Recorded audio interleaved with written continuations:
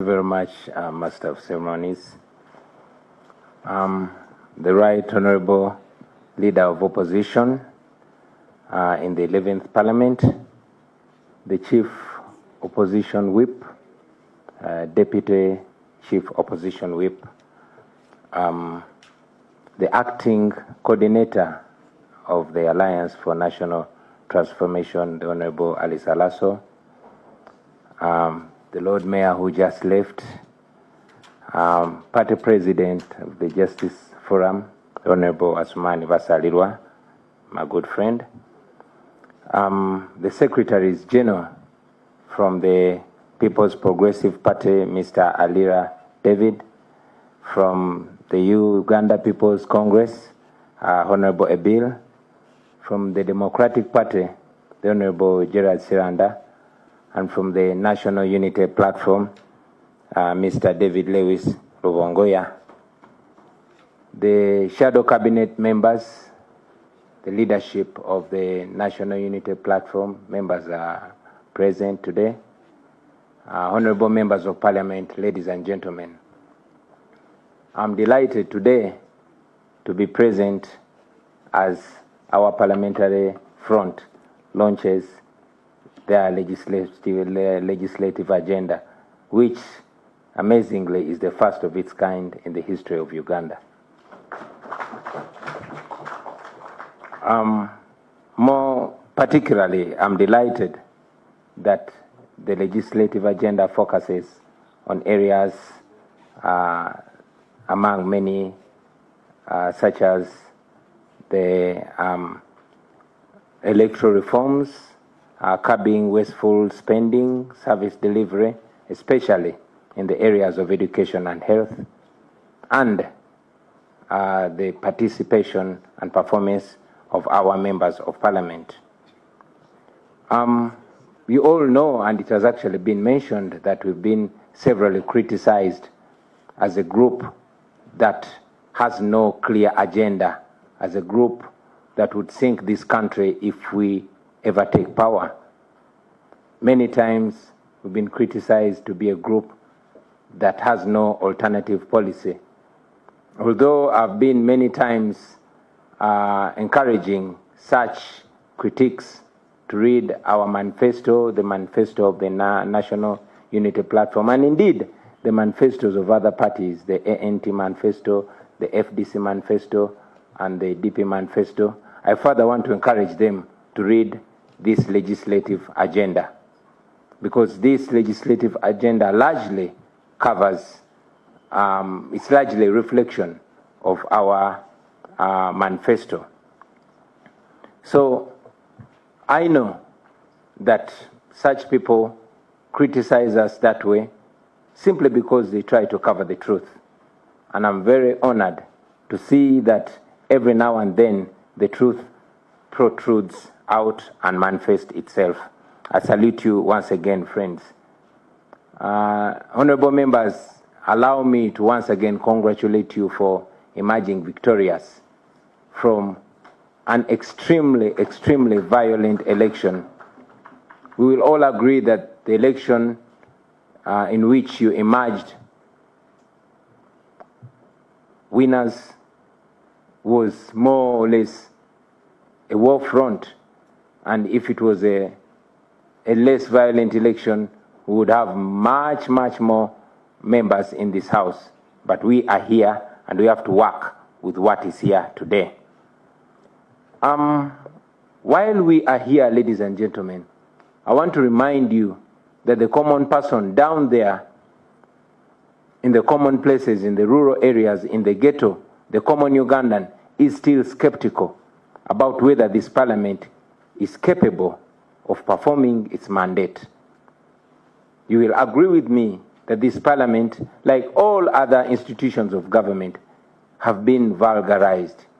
This parliament in particular has on many occasions, but more particularly on the age limit debate, has cast itself in very bad light with the people. So while you have a duty to, restore confidence of the people in this parliament, I want you to know the reality of where you are, the reality of the way things are. Friends, we are in a military dictatorship. I will say it again for clarity. We are in a military dictatorship. People largely have no faith in this parliament. So you must not sit here and forget the reality. You must not sit here and forget what is in the minds and eyes of the people that you represent here. Of course, it's very, very important to know. Well, you know that already, but it's important to remind you that the parliament and the judiciary are largely used, to cast an image of democratic rule and constitutionalism in this country. They're only used to cover the truth. That is the reality of the matter. We all know that power, real power, does not rest in these institutions, but rather in the hands of those that have the guns. So we must remind ourselves of that, ladies and gentlemen. Of course, one may ask, why then are we in parliament? Why then do we have a leader of opposition? Why are we here in the first place? The Baganda say, Omuzizi azimbya twe.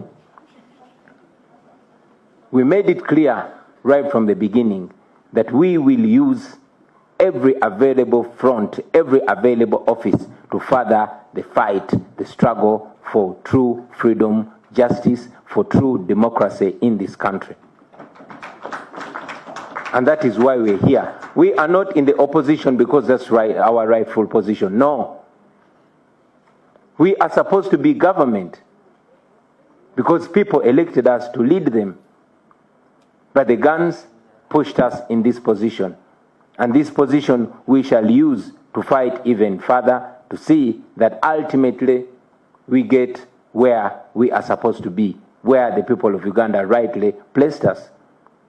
I was recently very encouraged by one of my good friends, now His Excellency Hakainde Hichilema, the President of Zambia, and I was reminded that actually victory is possible, and it is in the near future for us. So friends, while we are here, prepare yourselves not just to be in the opposition. People have trusted us with a little, and the way we perform now is what's going to give them even more confidence to trust us with the entire country. So let's go to work, let's do what we must do, and let us do it with diligence, with confidence, but most importantly, with humility and with integrity. Besides, ladies and gentlemen, we are here because it is not these institutions or organs of government that we say are illegitimate. No, these are legitimate institutions and organs. It is those at the helm of them that are illegitimate. And that's why we want to remove them so that these institutions and organs are not vulgarized any further. I will remind you very briefly of the clear indications of why we say those that rule over us today are illegitimate. Just the other day, yesterday, members of parliament from Greater Luweero, who were together with my wife, by the way, today is our 10th wedding anniversary. And just to remind you, I'm accepting gifts in terms of cash, land titles. Yeah, but on a serious note, friends, just yesterday, the incident in Luweero reminds you further of how we are being misruled. You all know the skyrocketing numbers of teenage pregnancies. You are all aware of the constant lies, year in, year out, term in, term out, of Madam Janet Museveni, the wife of the ruler of this land, who also doubles as Minister of Education and Sports, who also triples as the Maria Antoinette of our generations. has relegated the girl child to such a condition. And even those of you, not just the common citizens, the ordinary citizens, but also members of parliament, have no right to reach out to their people, have no right to extend services to their people. While you sit in this parliament, please be reminded of what happens when you are out of these parliamentary precincts. That's exactly what happens, friends. You all know that recently the chairperson of the local government committee unearthed a rot. You all watched while the apparent prime minister of this country was on TV making a fake call to a fake person, the first purported beneficiary of the COVID relief, was a hoax, was a fraud. Now you know where we are. While we are so comfortable in this AC, we can very easily forget the reality. But the people are watching us. It was your role, our role, to open the eyes of the people. And the eyes are wide open, ladies and gentlemen. Always remember that. Eyes are wide open, and they're looking at us. Allow me, friends, to briefly remind you of our values as the National Unity Platform, but I believe these are supposed to be values of all change-seeking Ugandans. They are 6 words: DRIIFS, drifts. D stands for discipline.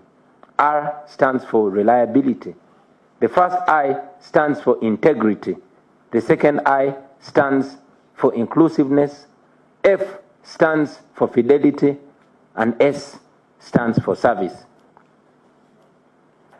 Please focus on those words, on those letters, focus on those values, and they will guide you.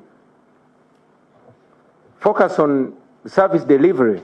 I know that we are living in a messed up country, but let us be the light, let us be the signification of the future and of hope among our people, bearing in mind the kind of country we're living in and the kind of leadership at the top, in fact, the kind of rulership that we are under. I want to remind you, my friends, I was here as a member of parliament, and I know that opposition-led committees are very, very prone to corruption. Please avoid making those opposition committees havens for corruption. I've said it before and I want to say it again, that those are not opportunities to make yourselves rich. People are watching you, and of course we are watching you because we are people of Uganda as well. Avoid being comfortable. Avoid, that's what dictators do. They always want to make the opposition comfortable so that you don't check them. While they rob trillions of taxpayers' money, they throw a few crumbs to you. And if you're not very careful, you can very easily be diverted to such while they rob the nation. But like I said, it was your work, it was our work to awaken the people, and our people are wide awake. They are watching us, they are watching you. And they're going to see us by the way we operate. And they have the right, because we reminded them, they know they have the right to kick us the hell out. So remember that. As I conclude, ladies and gentlemen, I want to remind all of us that where we are as a country is not where we're supposed to be. We all know what the problem of this country is. While we are launching the legislative agenda, while we come here on the microphones and speak very nice words, we all know what the square problem of Uganda is. The problem of Uganda is dictatorship. The problem of Uganda is Mr. Museveni and his dictatorial tendencies. Let us be straight. Let us be true to it. And the solution is removing the dictatorship. So let us focus on removing the dictator, and everything will put itself in place. Now finally, and very finally, I want to encourage like many speakers have, encourage unity. Friends, we are much weaker if we're not together, and we are much stronger if we're together. The more we are together, it doesn't only benefit our efforts, but even the hope that our people get. We know that we have a common problem. We know that we have a common enemy. We know that we have common objectives. So the more we operate together, we might not belong to the same political parties or political formations, but at least we know that the objective is one. And the enemy to that objective is one. And the solution is one. Everything else is a detail. What unites us is much bigger than what divides us. So let's come together, friends. Let's think together. Because when we come together and think together, you'll find that we will get solutions that bind us even more together. And when we present ourselves as a united force to the population of Uganda, we will be taken more seriously than we are taken now. So, like the old saying has been taught to us since childhood, united, we stand. Divided, we fall. So let's choose whether we want to stand or we want to fall. So, with those few remarks, ladies and gentlemen, I want to thank you. Once again, emphasize on unity and remind us that just by the mere fact that we are here, all speaking with one voice, at least for today, that's not a bad start, is it? So let's carry it on. I want to wish you the best of luck in implementing a united opposition legislative agenda. And I want to thank you for listening to me, for God and my country. When the struggle is over, we shall wear the victor's crown. We shall wear the victor's crown. We shall wear the victor's crown. When the struggle is over, we shall wear the victor's crown in a new Uganda. People power. Our power. Thank you very much, ladies and gentlemen. Thank you very much.